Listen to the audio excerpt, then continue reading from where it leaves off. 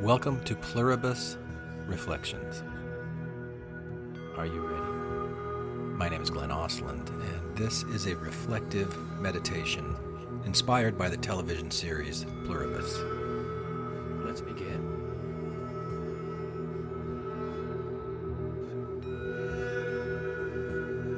You may begin to notice how the sound of words as you sit here can sometimes be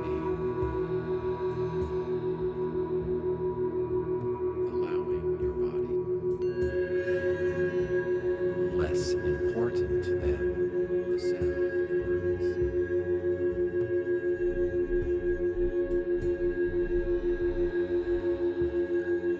The spaces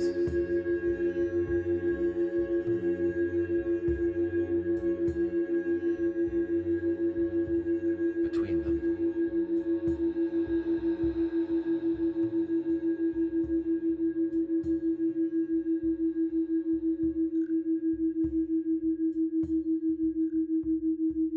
In the background, you'll hear binaural audio.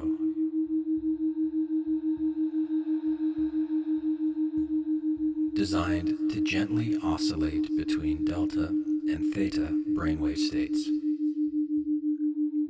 1, 2, 3. Moving through a Fibonacci-inspired sequence. 13, 8, 5. You don't need to understand the science for it to work. 2, 1. You just need a pair of earbuds or headphones. Let the sound be present, and notice what it invites in your body and mind.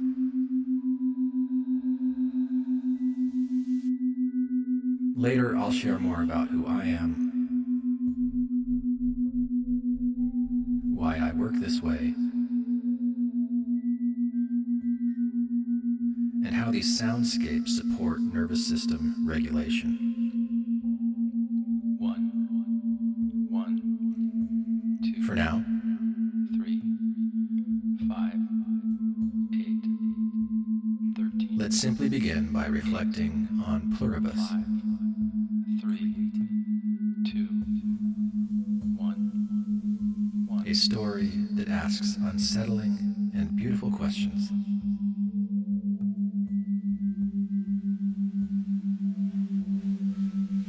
About human nature,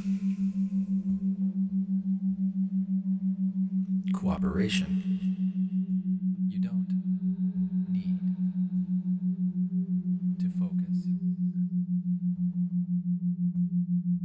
And what it might mean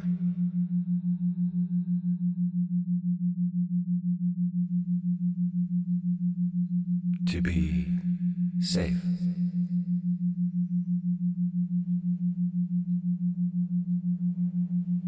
Or to feel safe. 1.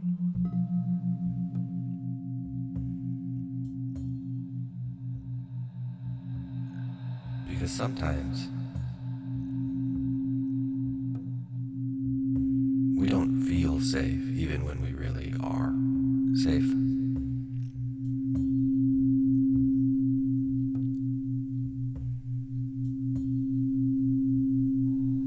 In episode 8 of Pluribus,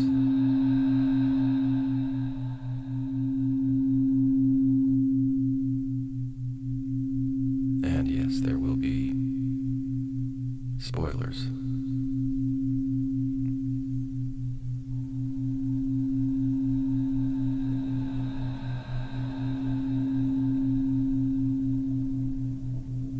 Carol welcomes back Zosha and the others. 1. And Ray Seahorn does such a fantastic job of portraying the awkwardness of a human being at war with different parts of themselves.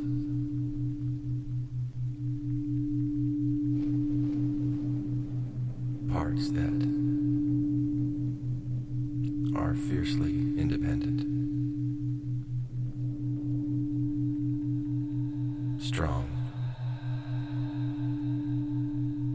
protective, guarded,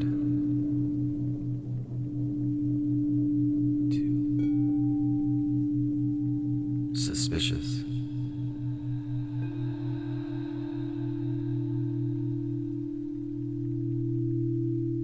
and vulnerable.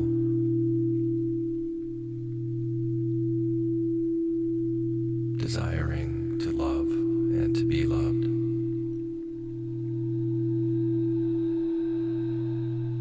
Not knowing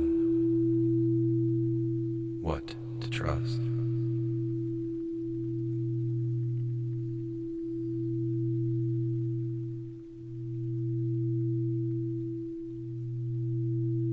Carol welcomes Zosha back into her home.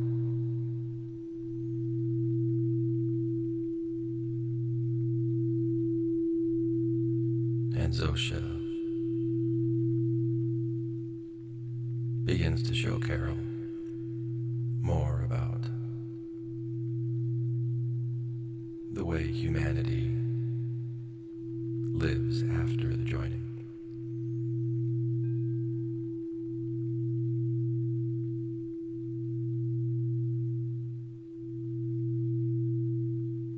Zosha takes Carol to see where Zosha sleeps.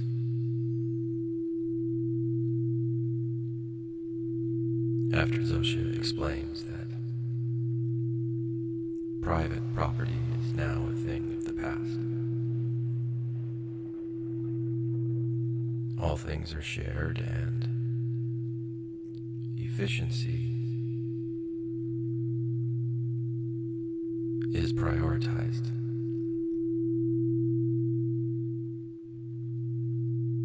Humans now sleep together in stadiums, concert halls, churches. 3 large buildings that are more efficient to heat and cool than many private ones.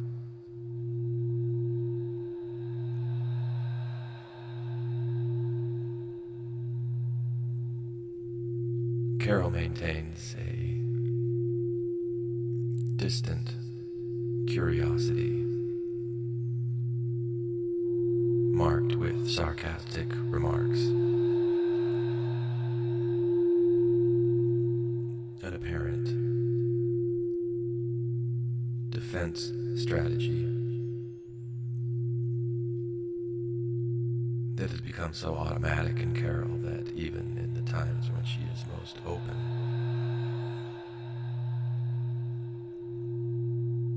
she still defaults to incredulity.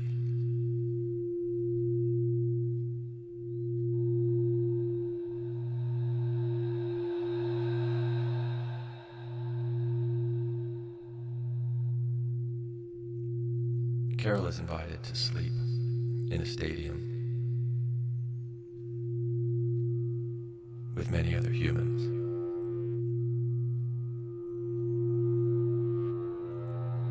And at first she declines, but then we see that she chose to stay the night.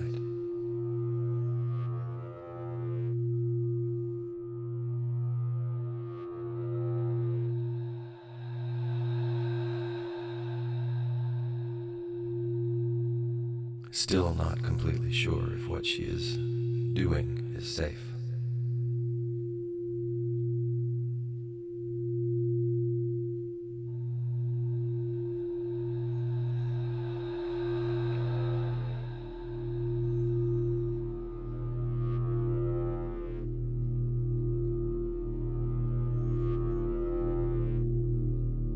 And while parts of her register the safety and the helpfulness of the others who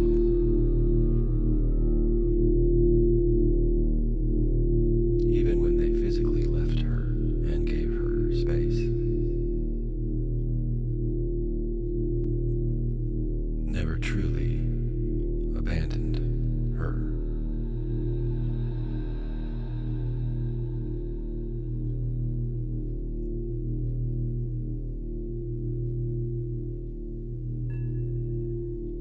yet, a part of Carol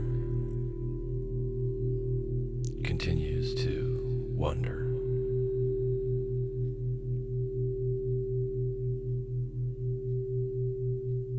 What is their long game? There must be something they are hiding.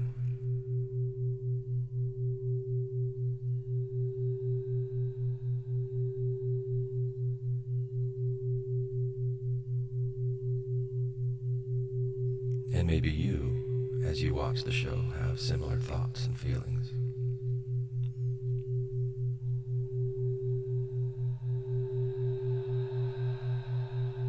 And maybe you, in your daily life, as you interact with people and situations around you, have similar guarded feelings and suspicions.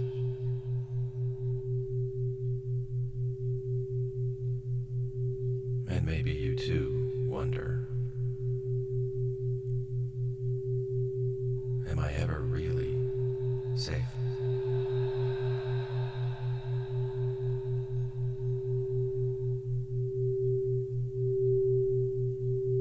And so today, in this reflective meditation,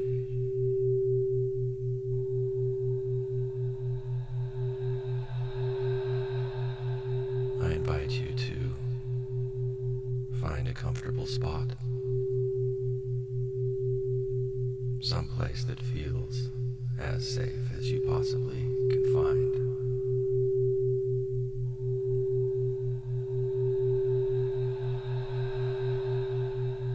And breathe deeply.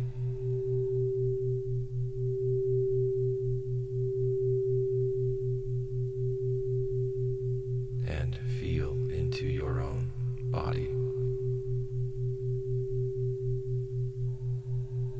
Your heart that is beating.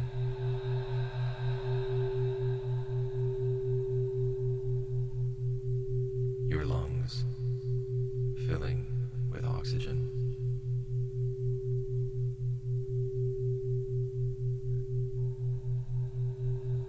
And maybe you could imagine what happens to that oxygen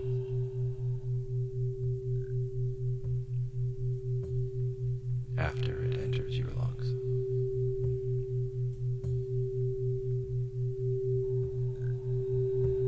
The way that your body somehow just knows.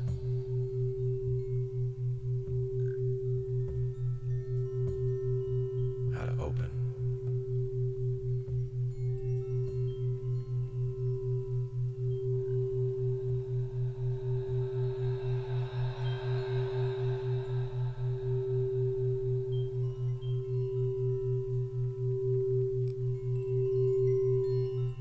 I lived in Japan for a total of 5.5 years of my life, and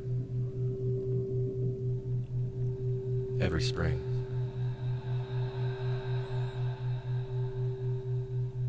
the cherry blossoms pop, they bloom.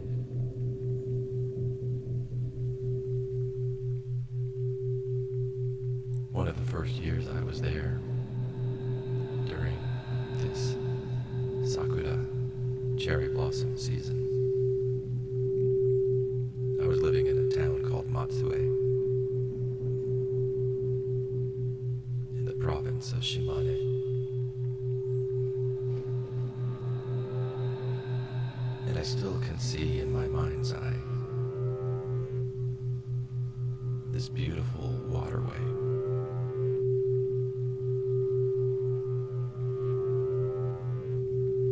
A canal with straight lines.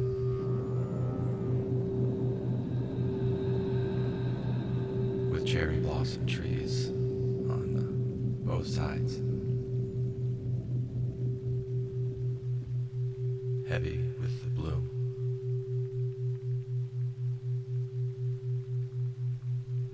So many different colors and textures of pink, 8 different shades reflected in the water.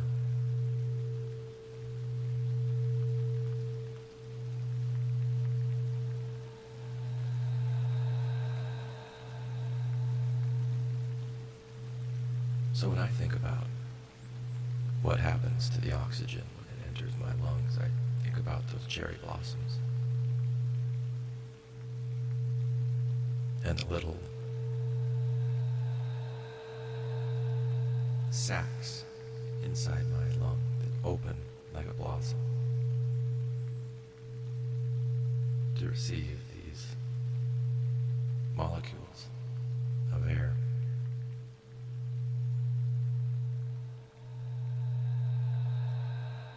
That then are taken and converted in my bloodstream,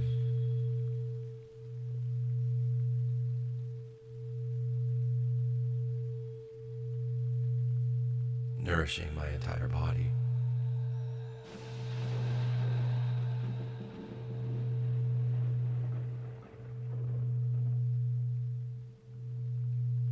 The air I breathe isn't always as clean as it could be.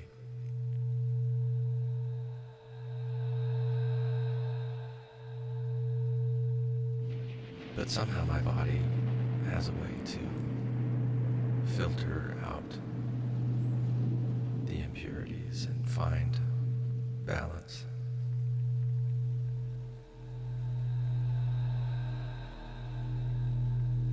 At least enough for me to remain safe.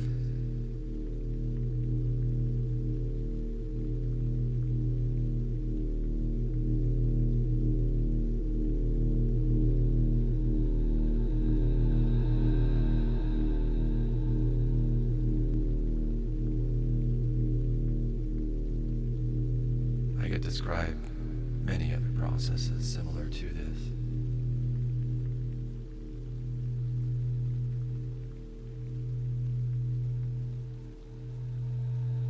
Maybe you can imagine some yourself.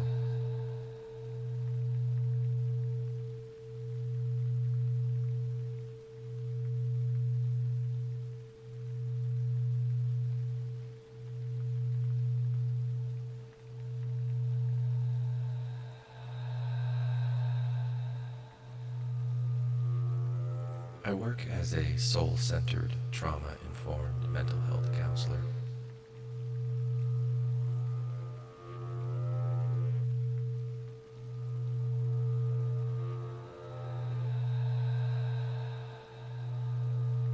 Helping my clients find safety is one of the things that I do.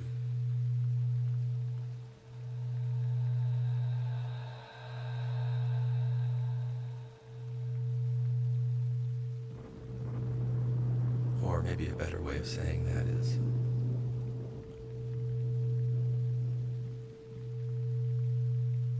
helping my clients learn to recognize safety.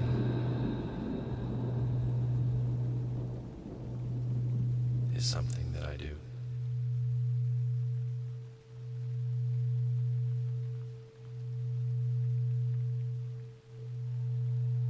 But the recognition itself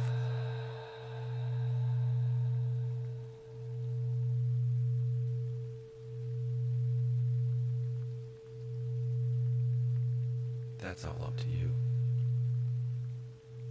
And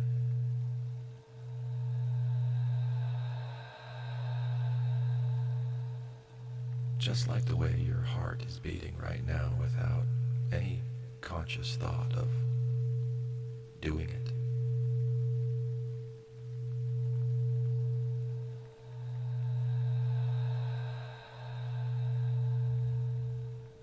Oftentimes our ability to recognize or not recognize safety has been determined by our body our brain, our nervous system, milliseconds before we are consciously aware of what is happening.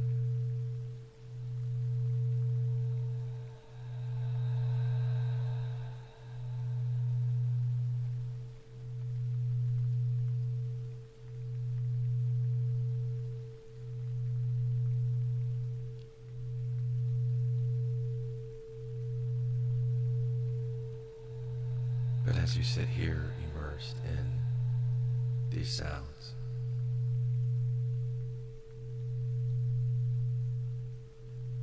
perhaps you can feel the safety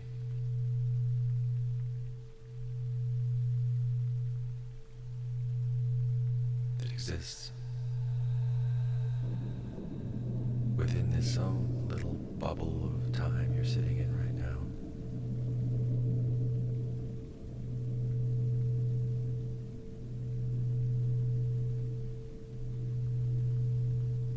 And in your mind's eye, you might imagine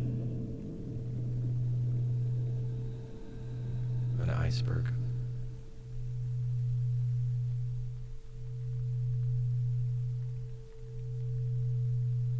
And you see the tip of the iceberg,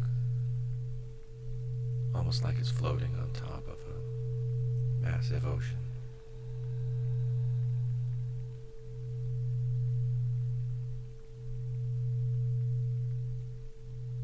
And somehow you know that beneath the surface of this ocean, there's a much larger body to that iceberg.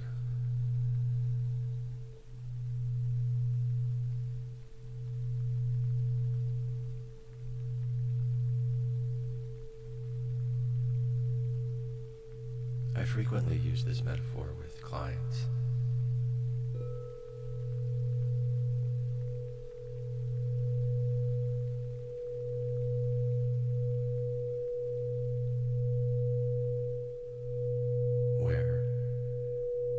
This tip of the iceberg symbolically represents our mind, our conscious mind, all of the things that we're aware of, the thoughts and feelings,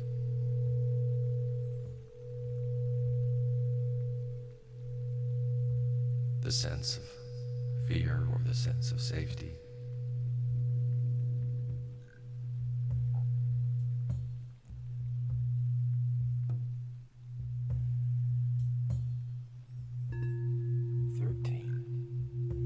And beneath the surface of awareness is a body that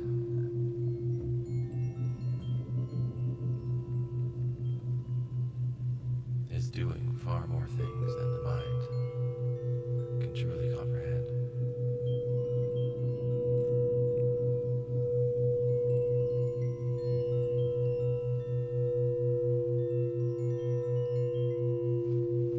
Pulling pure oxygen out of impure air, filtering it.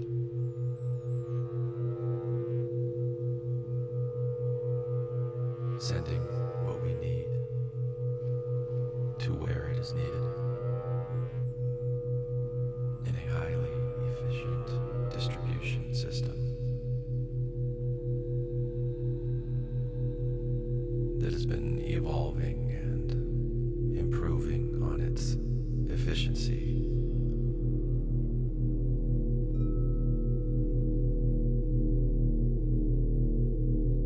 for billions of years.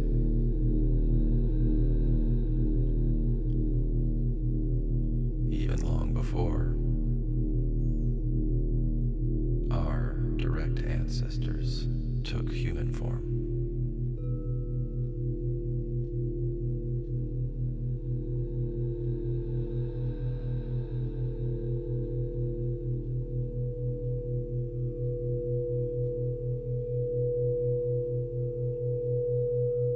I like to think of the body as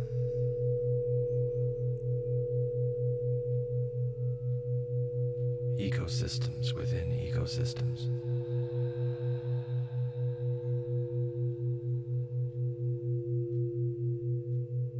I remember one time having the thought that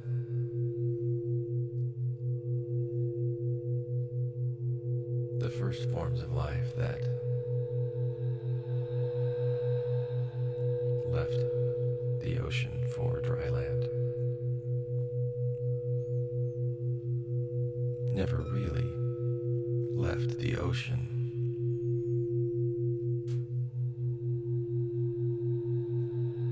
They simply evolved ways to bring that life-giving fluid with them.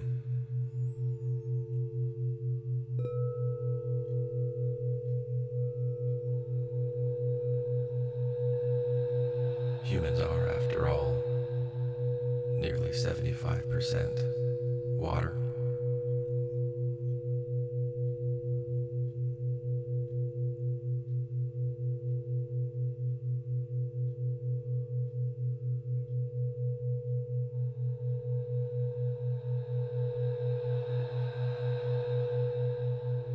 At one point in episode 8,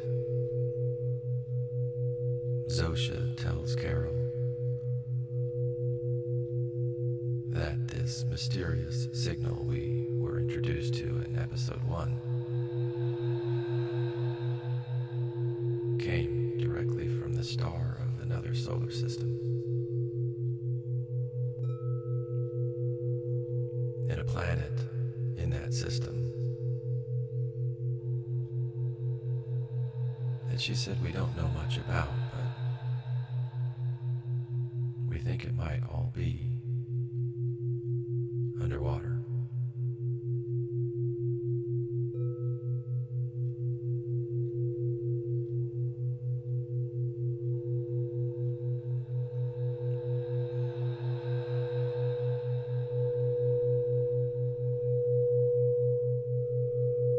And certainly for a good portion of this history of this earth,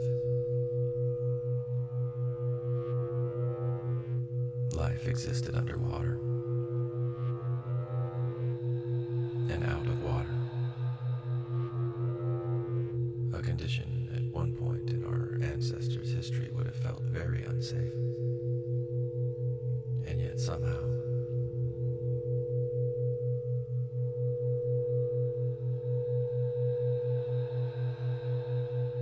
our ancient ancestors evolved the ability to carry that water with them.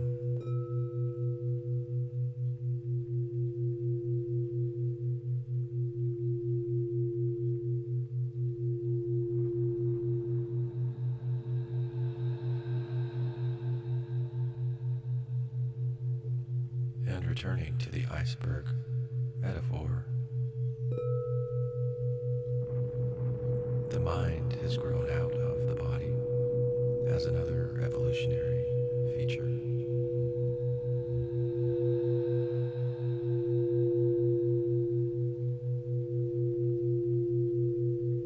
The ability to think and to feel and to be suspicious and to have different competing parts.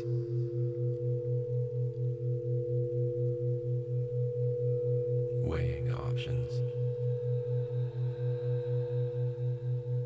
Creating abstract models of reality to run simulations through the process of thought.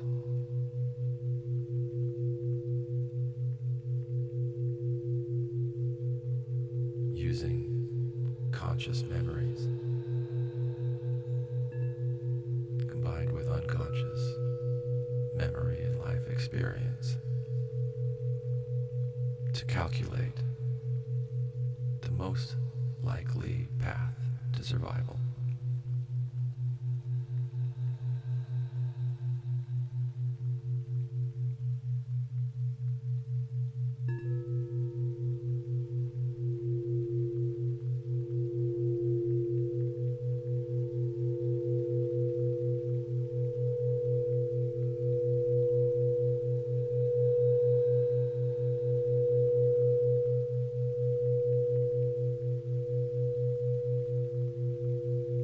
And in this iceberg metaphor,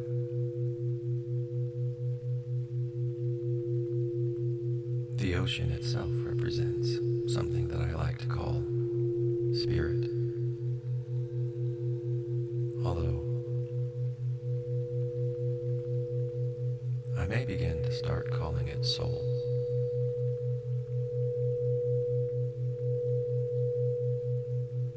In the sense of soul being the essence of something.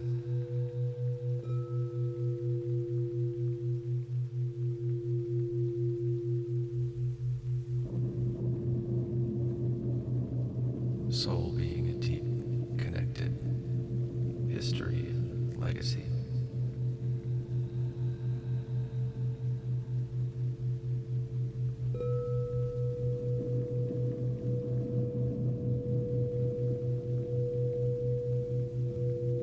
Soul can be many things to many people.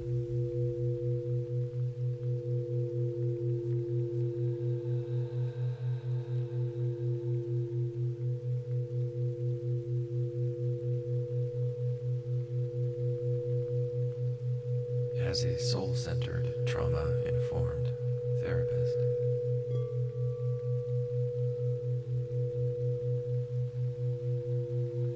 when a client sits across from me,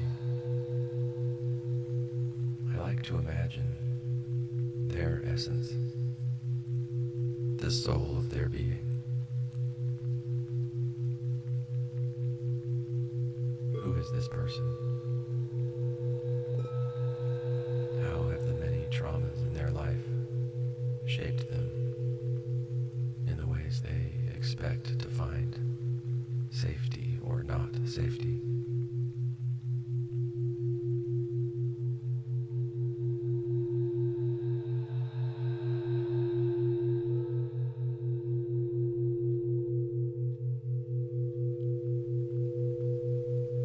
I've started interacting with some other fans of Pluribus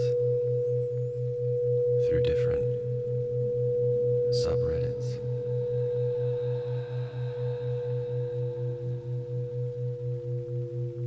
There's so many different ways that people are interpreting this show.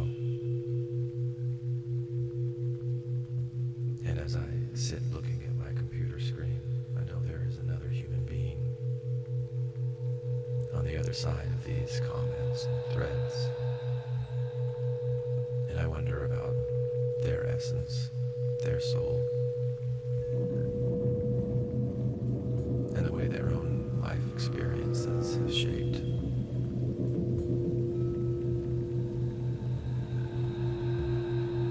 their experience of what they're watching.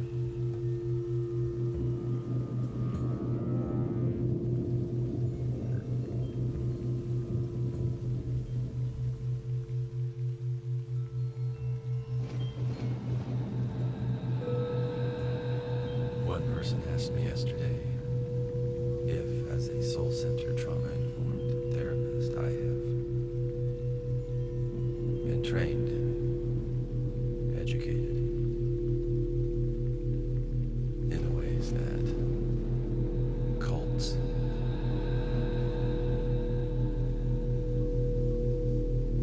traumatize members.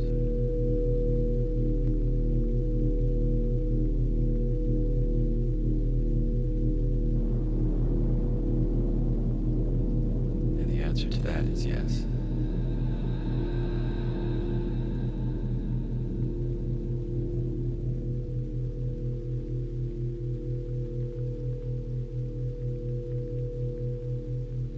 And depending on how strict or broad or narrow or general you wish to define cult,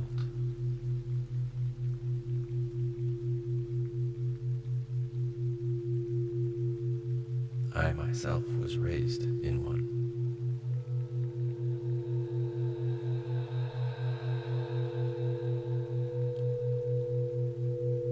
One that created a very strong sense of us versus them. The good, safe insiders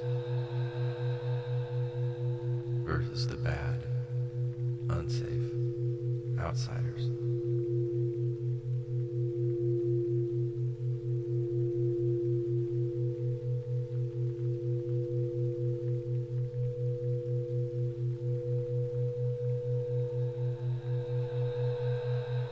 As I've grown older, I've recognized that even some of the smallest, most innocuous experiences of my life were colored and shaped by a deep unconscious fear of others.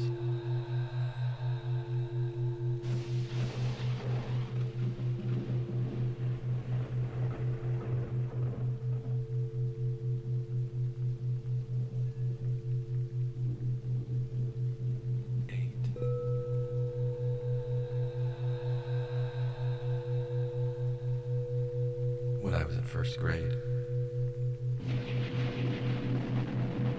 I had an innocent crush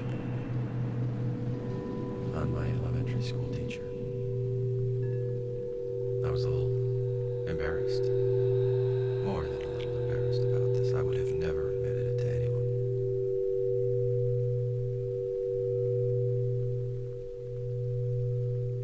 And I remember one day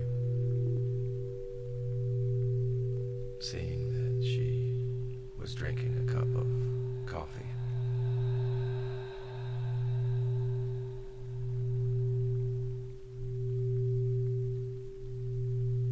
And in this religious cult that I was raised in,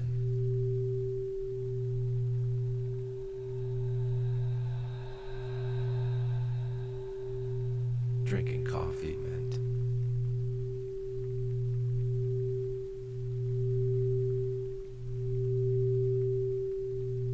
sinner.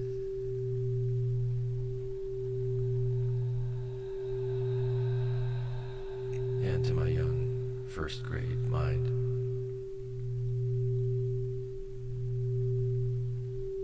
I felt even more shame and confusion.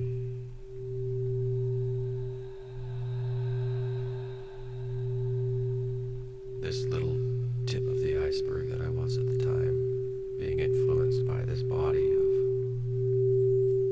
unconscious fear, learned to move away from the perceived dangers and to guard itself from them.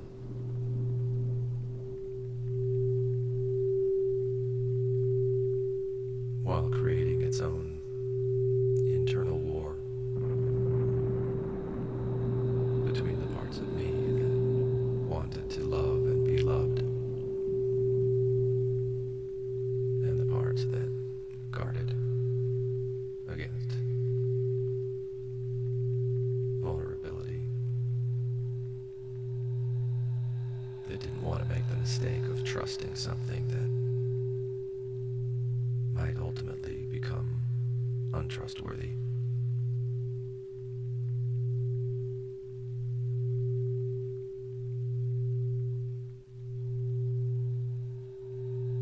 The idea of worthiness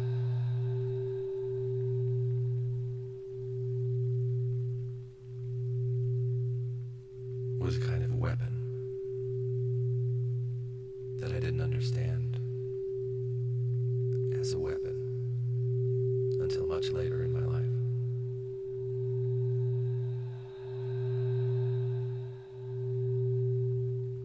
When I was a graduate student at Indiana University studying folklore and mythology, learning about the way that traditions influence self-identity and group identity,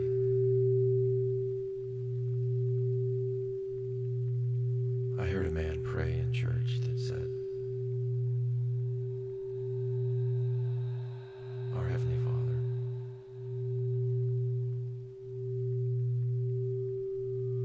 we are so humbled to be the most chosen of thy people.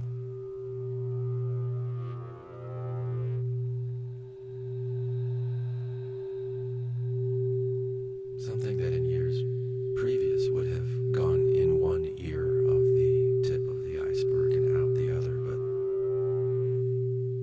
this time, something deep below the surface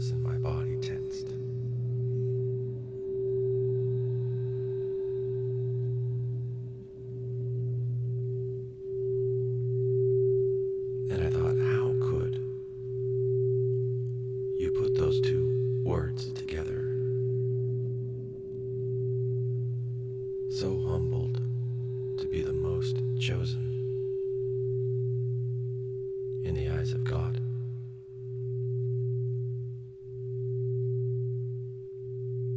Does calling it humble really make that humble?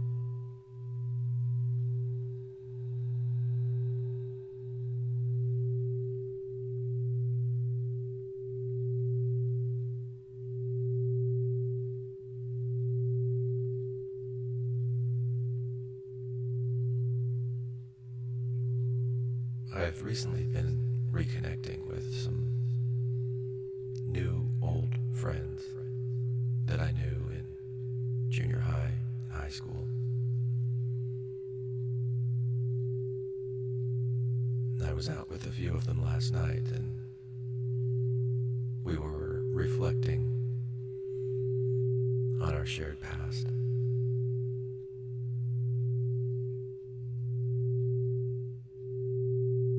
And one of them said, "I always felt like you were safe." And the other one said, "Oh no, you were not safe."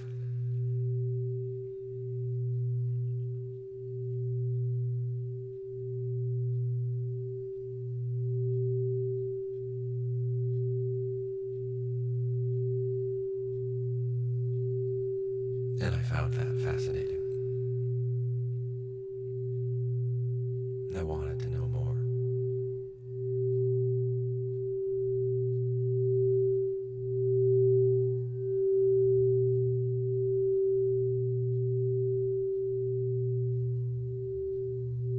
Because in some ways,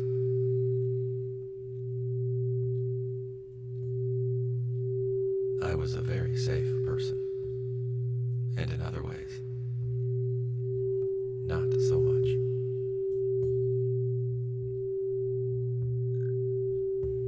They were both right. They were both reflecting on their own internal experience, their memories.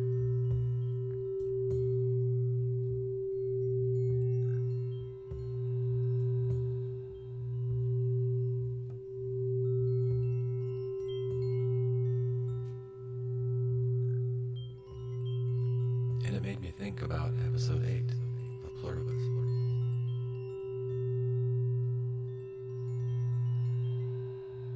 And this core question that Carol is still asking herself.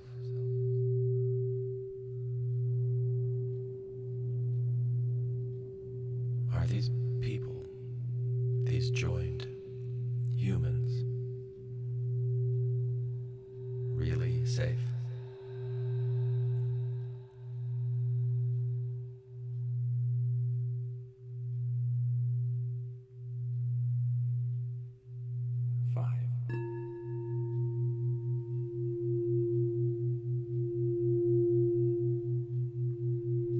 These ancestors of ours that lived in the sea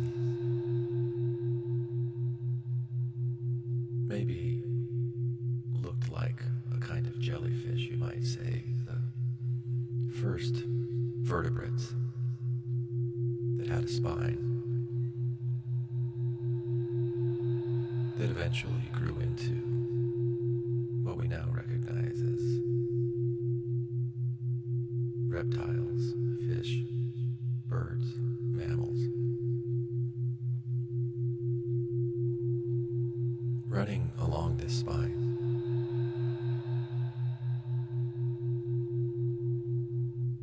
were some cells that had joined together.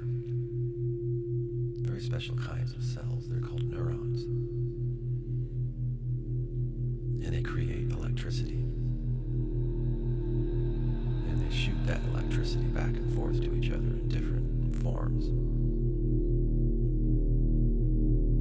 We call them neurotransmitters.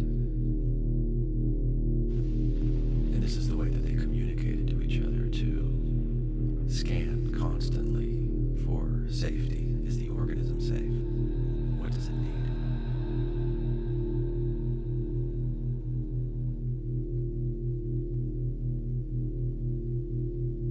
This joining of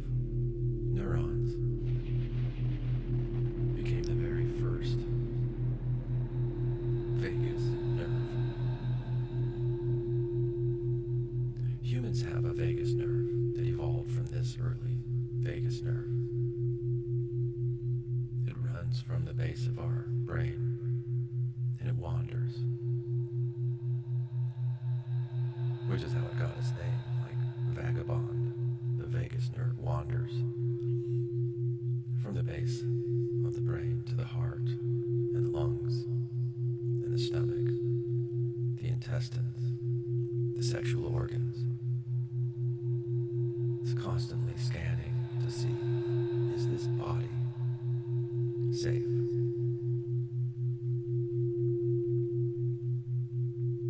That happens beneath the level of our awareness. It's constantly going on.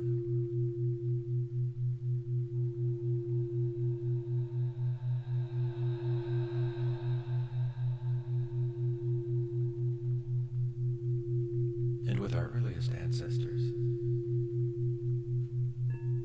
the most successful strategy for keeping the organism alive when danger was detected was to freeze, to hold still, to hide, to conserve its energy for the sake of efficiency for the entire organism, to turn certain things down, to turn certain things up.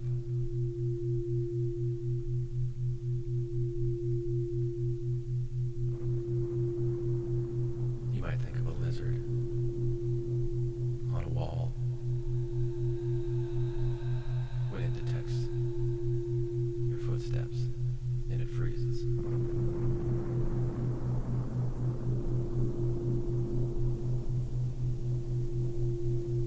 That's its dorsal vagal system.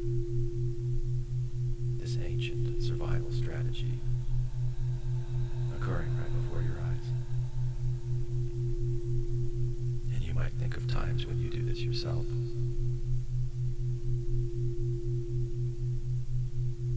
You might feel unmotivated, exhausted, depressed. Believe it or not, this is your nervous system relying on an ancient strategy to keep you safe,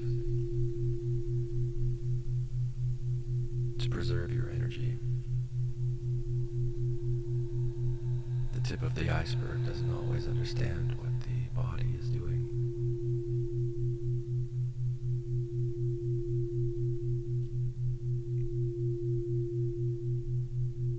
And as our ancestors successfully implemented this strategy and thrived, new strategies emerged. According to polyvagal theory, this next strategy is called the sympathetic activation phase.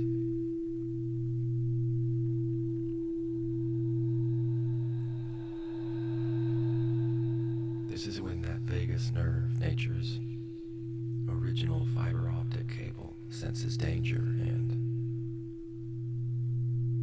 prepares the body for action.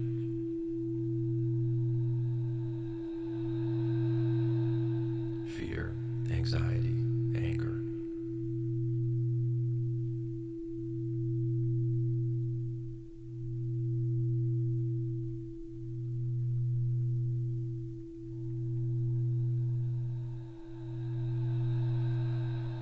And communicates with neurotransmitters and hormones like cortisol, adrenaline, norepinephrine that surge through our bodies. Our heart rate increases. Our muscles tighten. We might feel butterflies in our stomach or pressure in our chest, heat in our head, tense neck and shoulders, sweaty palms.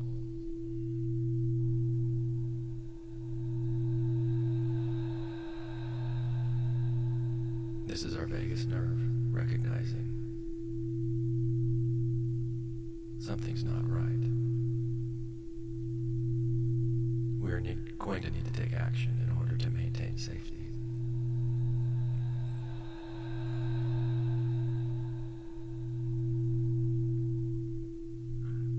All vertebrates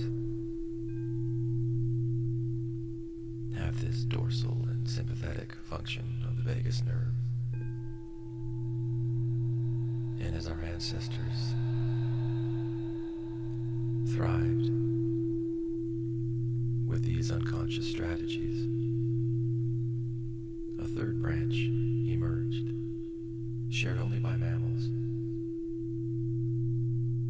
This is called the ventral vagal, and it's when the vagus nerve recognizes we have safety. Things are good, code green, and then mammals are ready to connect socially with others, because that is how we thrive. But only when we feel safe deep in our body, too. And when this happens, our body sends other hormones and neurotransmitters like oxytocin, serotonin, endorphins, dopamine. It's when we feel that we can trust, that we can open up.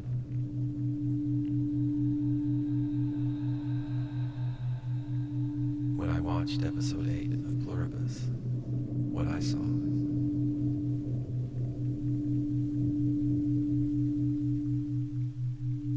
was the others doing the best they could to bring Carol into a ventral vagal state, a place where she could feel safety in the presence of their safety.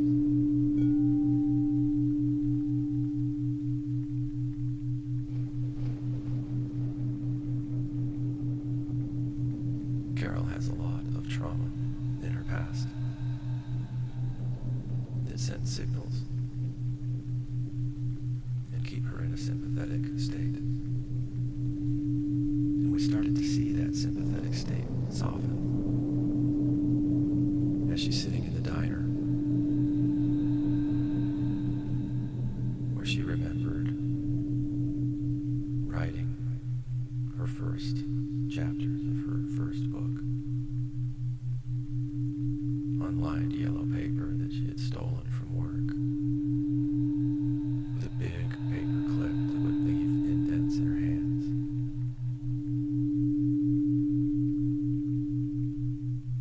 And one waitress in particular that she formed a relationship with, and all of a sudden there she was. And then Carol remembered, wait, this diner had burned down. The others reconstructed it. They brought in this waitress who was now living as a cosmologist in Florida. But they brought all these pieces back together just to what? Just to make Carol trust them. And immediately Carol's red flag alarm bells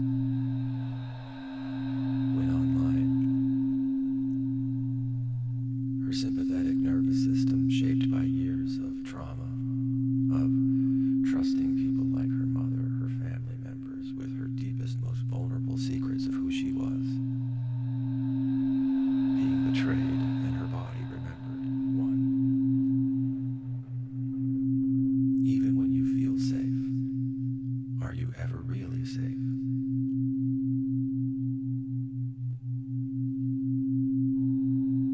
And so the war inside of Carol continued. She stood and she left, unsure